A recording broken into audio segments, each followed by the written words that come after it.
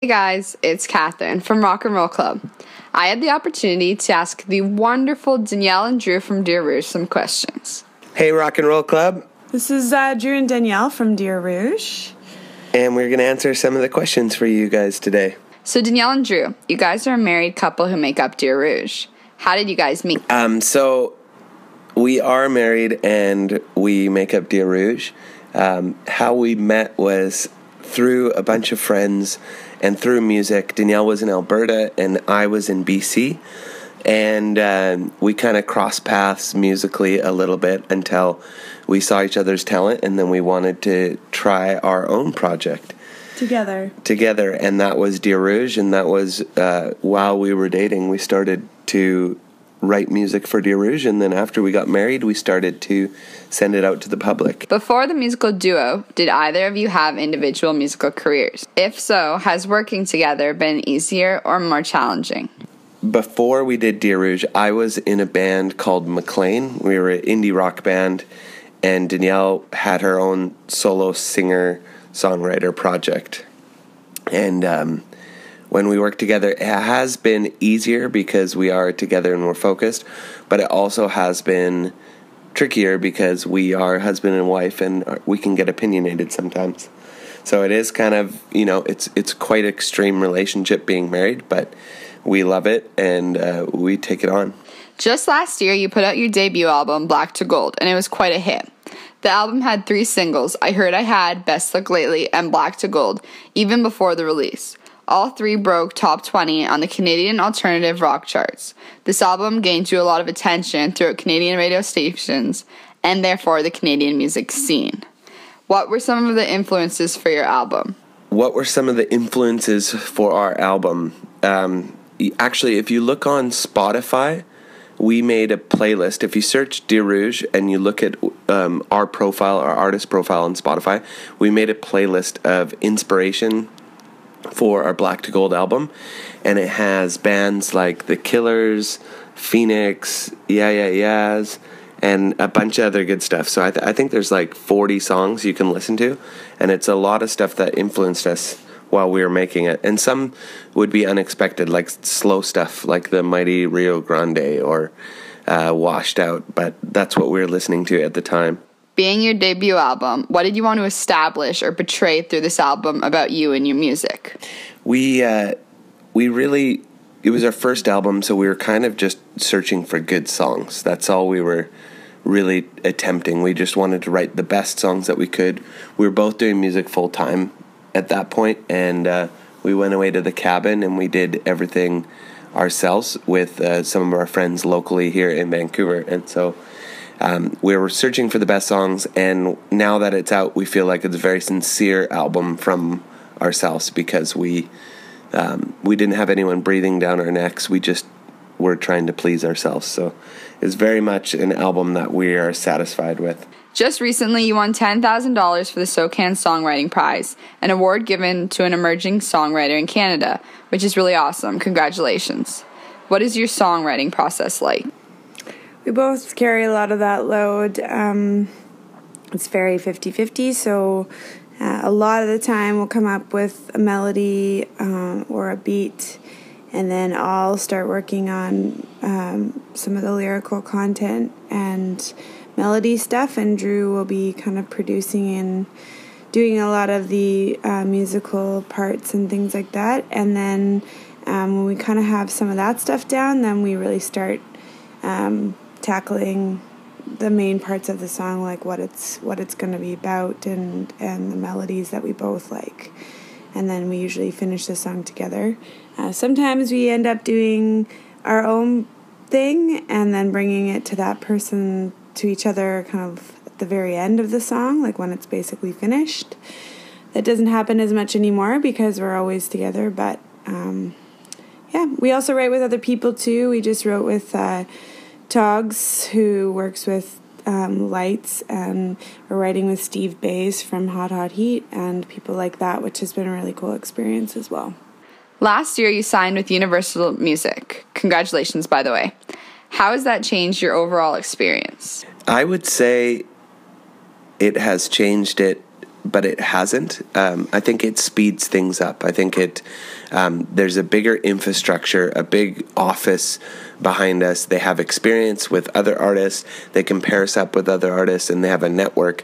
But they really just push us to do what we are doing and do it quicker, better, and bigger. And so since we've been with Universal, we felt like our career has sped up, but it not necessarily has changed, because with our relationship with Universal, they respect us as artists, and we do our best to present our art, and they help us get it out so people can hear it. So it's been kind of cool. I've only been able to see your live show once, and it was over a year ago now, but from the sounds of it, your live show continues to get better and better.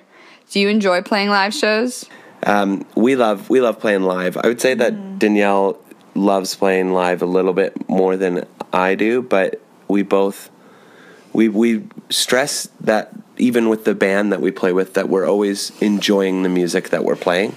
We're never just up there to play our songs and get off the stage, but we really try and stay present, stay connected to the crowd, and essentially try and have a lot of fun, because we like to have fun on stage, and we hope that people who come to our shows can have fun too.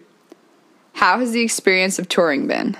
Touring has been unique. Danielle had a little bit more experience than I did when we started Dear Rouge, but touring it's a different beast, and you don't really know how to handle tour until you've been on tour a bunch of times, and every time we go out, we come up with little tricks to make it better. It is cool because you're going to new cities, and you're playing your songs to different fans, and when you get back from tour, you're like, wow, I went all the way around here, and you can physically draw a map in your mind of all the shows and dates that you've done. And there's always, crazy stories when you're tired or when you're driving through snow. But I like touring because I know that more people are hearing our music, and it kind of excites us. And also touring is fun for us because as a band, we've been growing each time, and every time we go out with a tour, it's like, it's cool to see the growth. Mm-hmm. Do you have a favorite experience encountering a fan? Danielle, do you have a favorite experience encountering a fan? With the one who made the packet?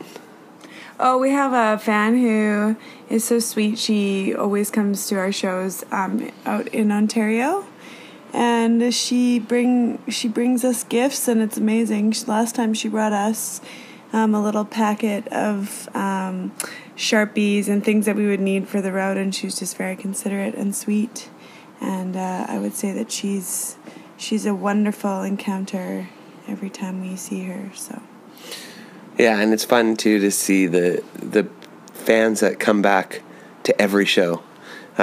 Because we like to change up our set and try and make a new show, but we are playing a lot of the same songs each time, so it's fun to connect with them, and they're just excited to see us and connect with us. It's really cool. Mm-hmm. This year you guys had the opportunity to play Way Home Arts and Music Festival in Barrie alongside huge acts like Neil Young, Hozier, Alt J, and Sam Smith. From what I read and heard, you guys absolutely killed it. What was it like playing Way Home? Do you have a highlight of the overall experience? Way Home was such a fun festival. We were able to stay the whole time. We played on the first day, and we got a hotel nearby, and we hung out and saw a bunch of artists. I think for me, the highlight was the show itself. Yeah, we got to see other artists and watch them side stage, and which is always amazing. But when we played our show, we were on a side stage, and like 10 minutes before our show, the field was kind of empty. And right before our set, just seeing all these people come in to specifically see us when there's a lot of other exciting things happening at the same time.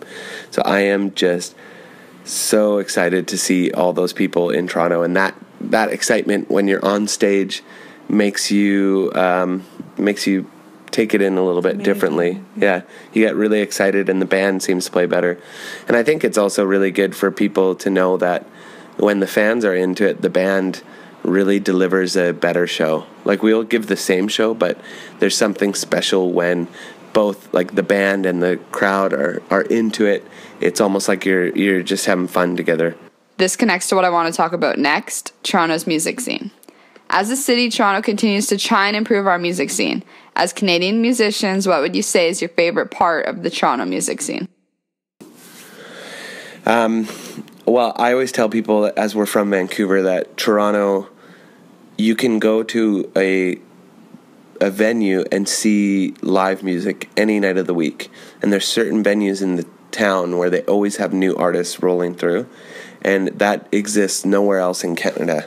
Some of the cities are pretty live and pretty happening, but with music, they don't have as much of a music scene or as a hub as Toronto. Also, we know people from Vancouver, Calgary, and Montreal who all moved to Toronto to showcase their music more. So it is the hub, and when you guys are living in Toronto, you know that you are exposed to more music and local music than any other city in Canada. So that's kind of my favorite part about Toronto. When we're there and we have a day off, if we want to see a show, we can just show up to a certain venue and see a show, which is pretty amazing. In Vancouver, you have to do a lot of research before you go to a show. You just announced your first headlining tour for the upcoming season, which is great. You'll be playing in Toronto, the Mod Club, on November 5th. Unfortunately, it's a 19-plus show. I know we are starting to sound greedy, but what can we expect next from you guys? Well, this year is all about that, is about our tour and finishing it. We're doing North America and we're doing Europe, and we hope that there's a lot of people that can come to our show. If the Toronto show sells out, there might be a possibility of doing an all ages show, so hopefully some of you guys listening will be able to come. But we're really trying to make sure that our debut album, that we've played it live to a bunch of people, we've done our best to promote it, and then we'll be on to the next one. Hopefully we'll start writing, pretty soon. We've already started a bunch of songs, but writing a little bit more aggressively for our second album, which hopefully wouldn't be too far after that. And for you guys as students, thanks for listening, and thanks for thinking about our band. And if you guys want, connect with us on Twitter or Facebook, and just keep following along, because stuff's changing all the time. And you can say that you knew Dear Rouge early on.